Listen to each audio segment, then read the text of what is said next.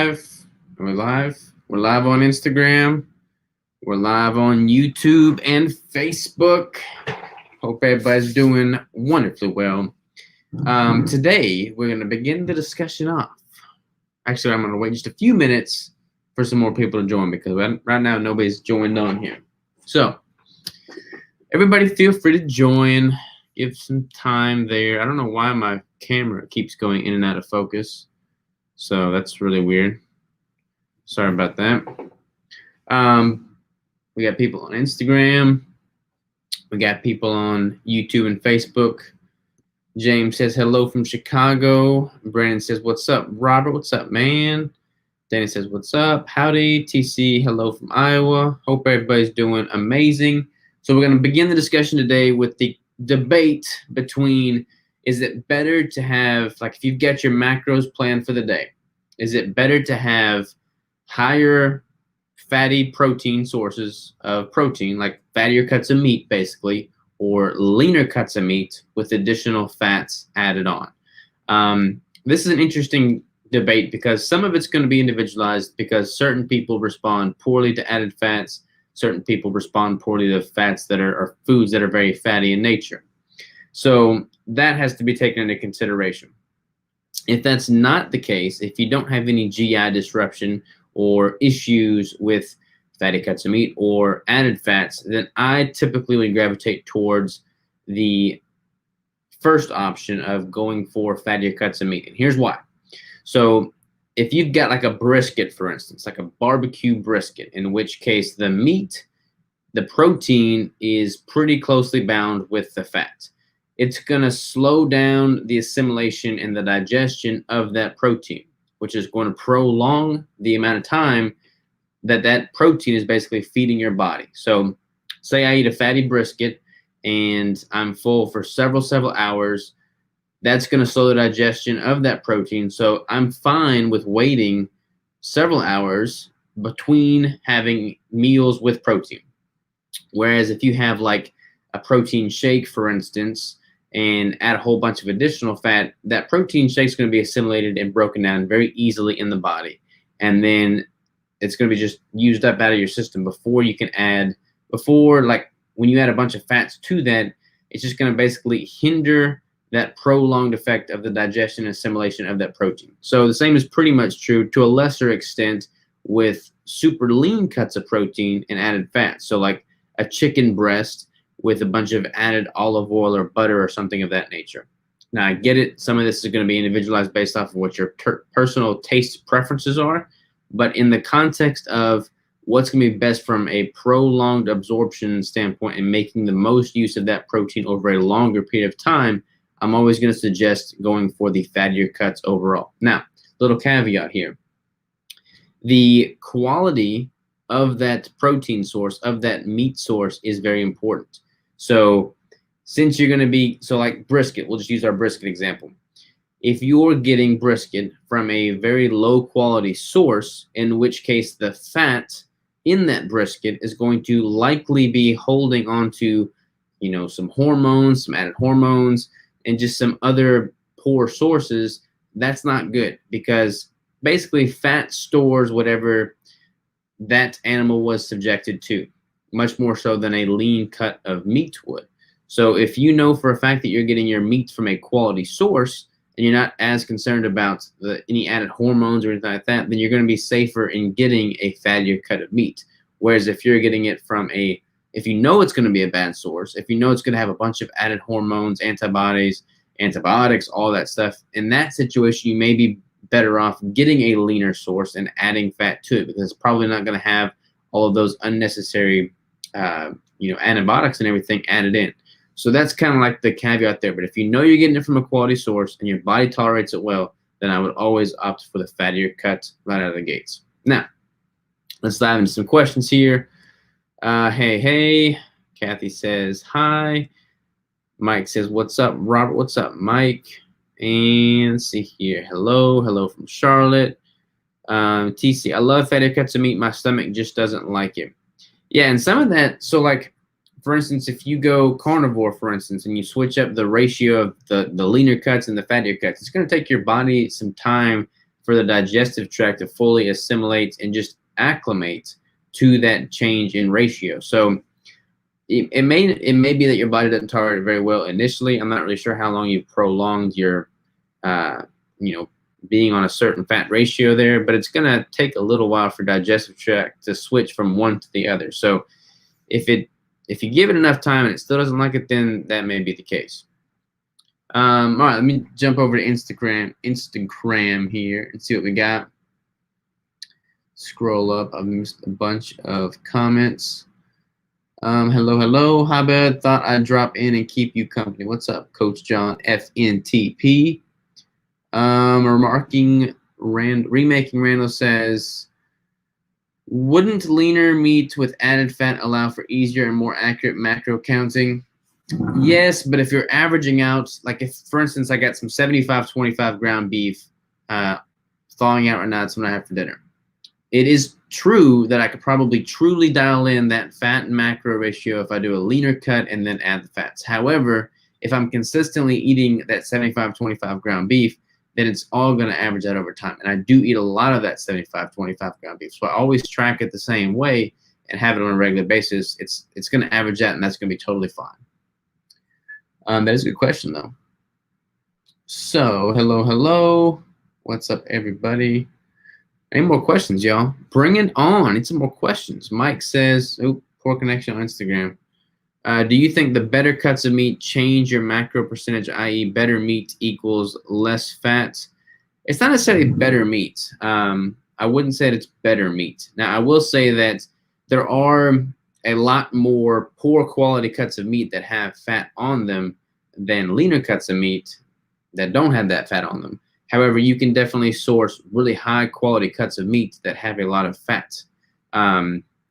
There's certain like strains of cattle too that are just gonna be like leaner. If we're talking just specifically beef, there's certain strains of cattle that are gonna be particularly leaner.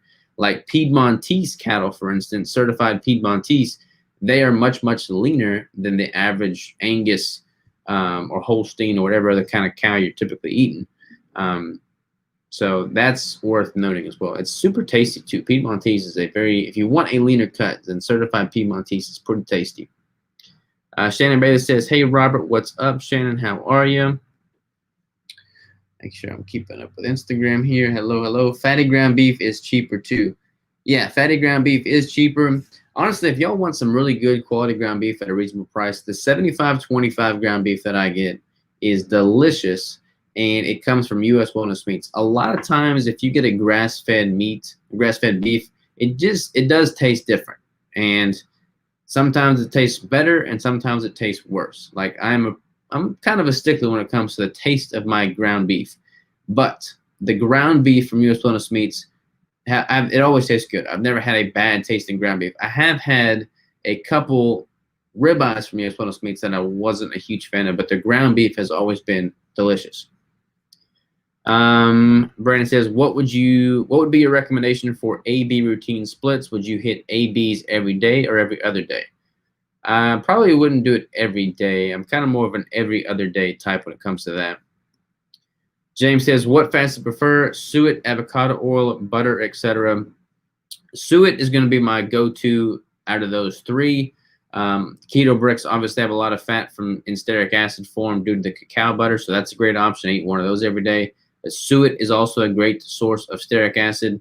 Avocado oil and olive oil are great for monounsaturated fats, and butter is great as well. Especially, there's not a whole lot of lactose in butter, so if you're like super lactose intolerant, you may not respond well to butter, but most people don't have an issue. But butter is great. You remember when Kerrygold got all kinds of heat from the keto community because they were apparently not grass-fed? They were marketing themselves as grass-fed. I don't know why I thought of that, but it's kind of funny to reflect on. Chris says, hey, Robert, hope you're doing well, dude. I hope you're doing well, man. Can you discuss fat loss percentage of ground beef after cooking? Like if you cook ground 80-20 beef in a pan and drain it, do the macros change? This is a great question, so everybody tune in. Basically, the question is the fat loss percentage in cooking out the fat from a ground beef. And how do you track it? So yes, the fat ratio and the macros would definitely change. Oops, low battery. So they would definitely change. However, I would still count them as an 80-20 ground beef and use that fat dripping. So what I like to do in the case of ground beef is I'll cook my ground beef and I'll weigh it raw. I'll measure it as the 80-20 or whatever it is I'm eating.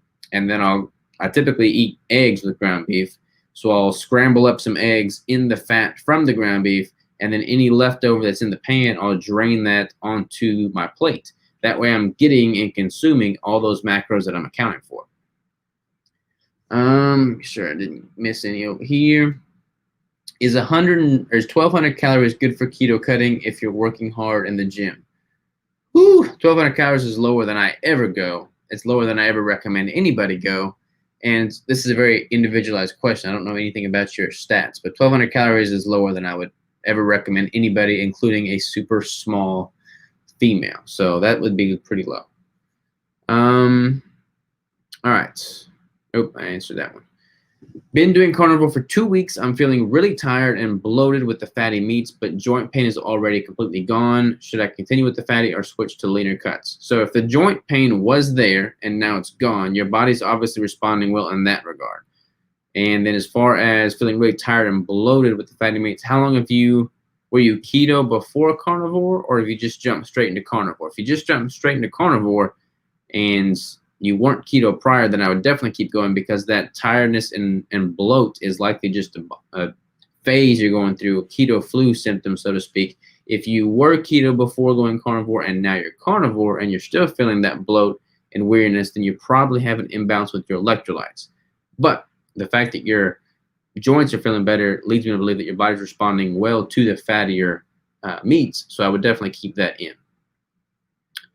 What if you can't handle the rendered fat from the drainage, though?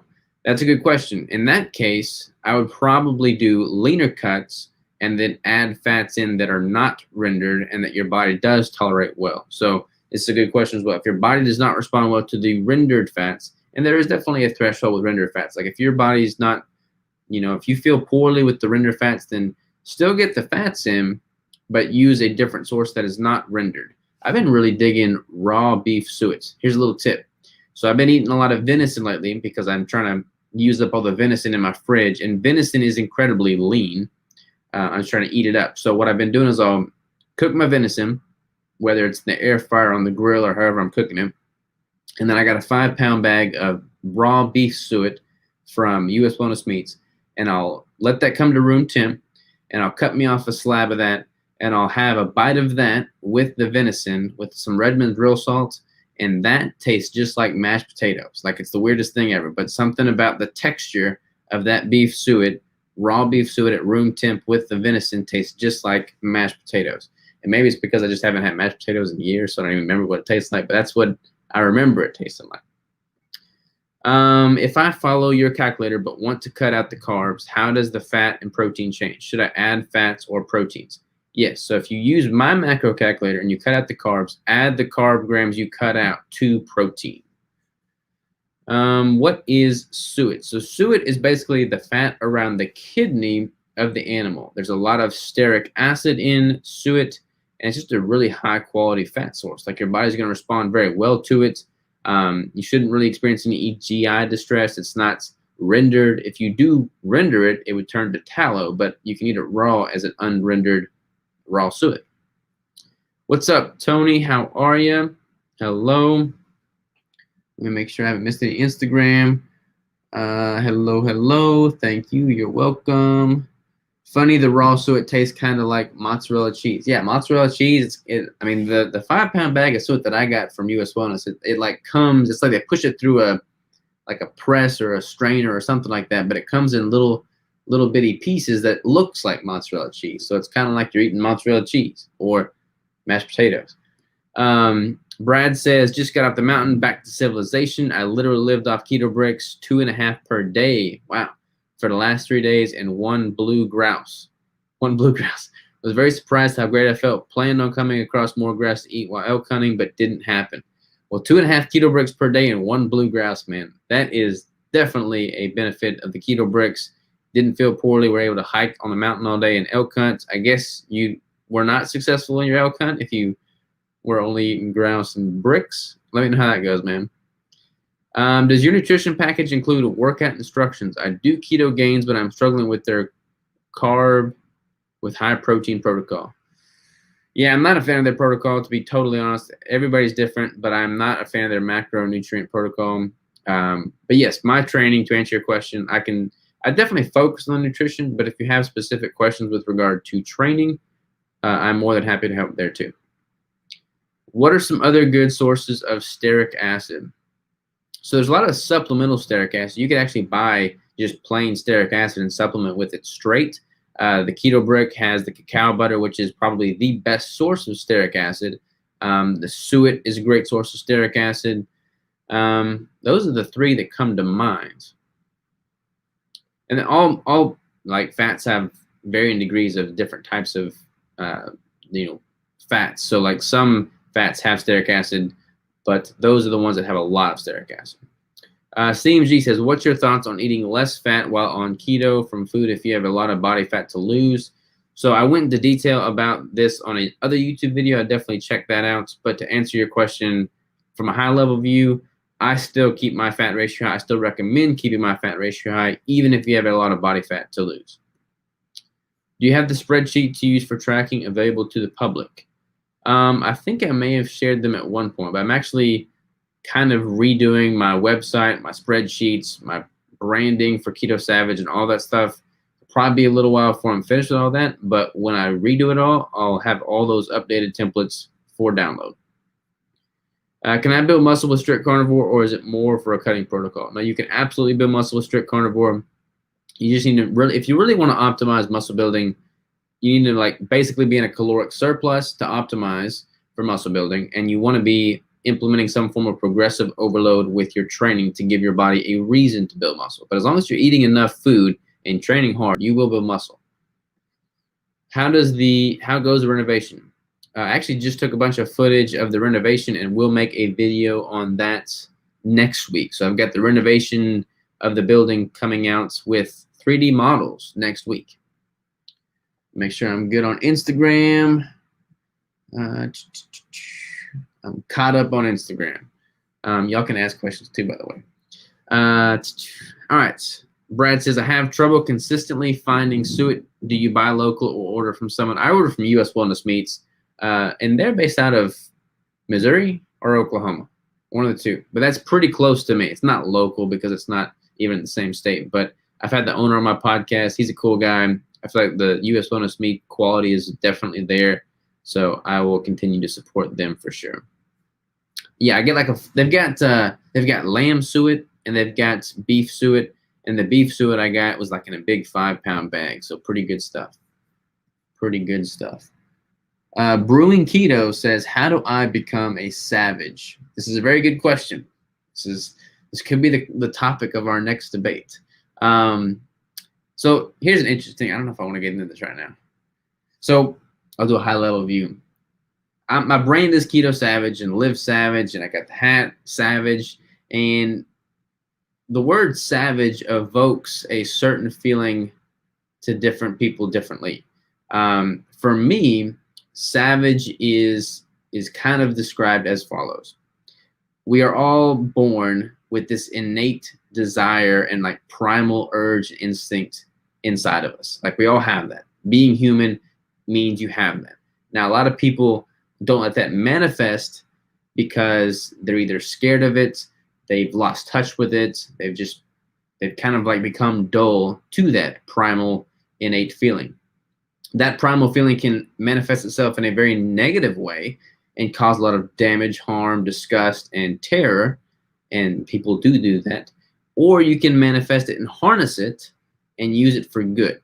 And my whole opinion is like to live savage, to be savage is to take that and use it for good and manifest it in a proper way that allows you to, take advantage of this primal instinct that we all have as humans, but then harness it with the technologies that we have, the knowledge that we have in today's modern age, and help more people and add more value. So that to me is what living savage is. So anybody can live savage. Anybody can be a keto savage. Anybody can be straight up savage. It's not just me.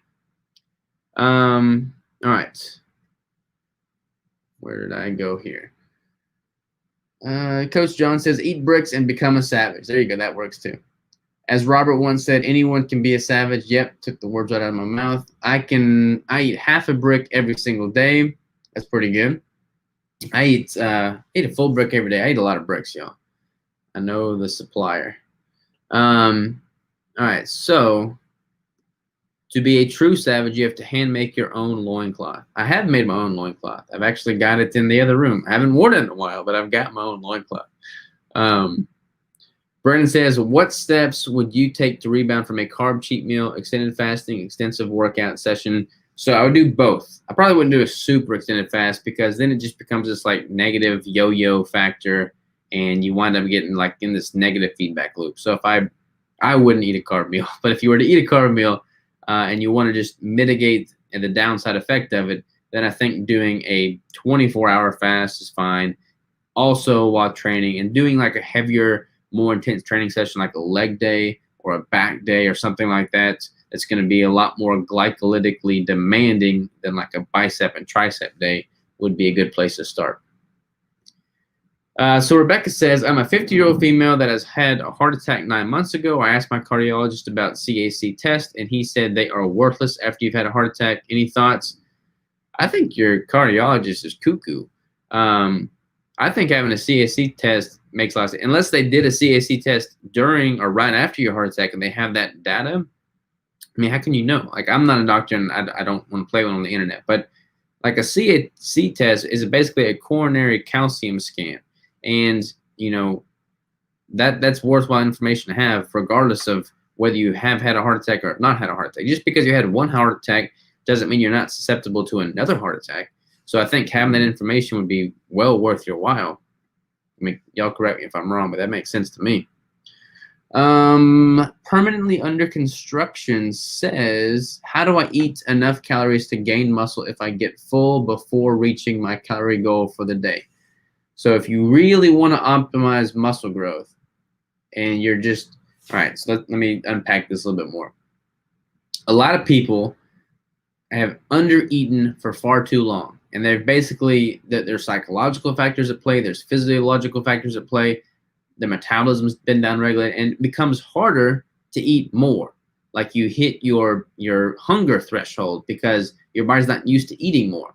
But if you really want to help ramp up that metabolism and ramp up your body's ability to put on lean muscle tissue, you need to be in a caloric surplus.